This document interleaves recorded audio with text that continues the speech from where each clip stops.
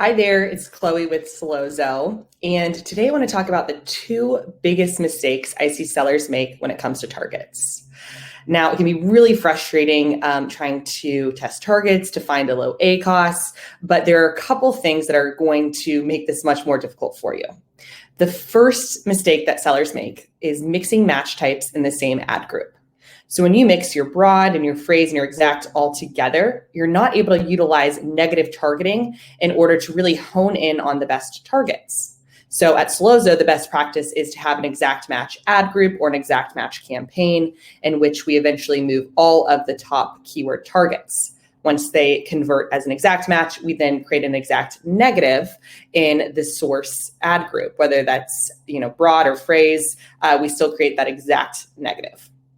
That also frees up those other match types to pick up new targets as opposed to overlapping with the exact version that we are already bidding on elsewhere. So mixing match types is not a good idea within the same ad group. Definitely having a destination for your exact match is going to make your ad spend much more efficient. Now, the second biggest mistake that I see sellers make when targeting is testing too many targets with too small of a budget.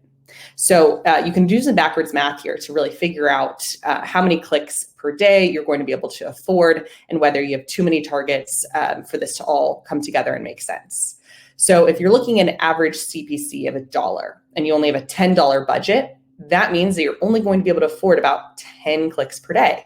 Now, if you have 200 keywords in there, you are going to be spreading yourself really, really thin. And it's going to take quite some time for all of those keywords or even ASIN targets to actually get enough ad spend to figure out where the ideal bid should be. So you won't be able to tell whether the targets are good or bad. You'll just spend a couple dollars here and there on random clicks without really gathering enough information to make good decisions on where to go next.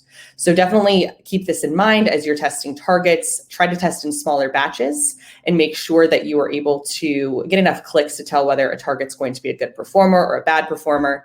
If you're using an ad automation software like Slozo, we can help you out with this, but you can also be looking at this manually.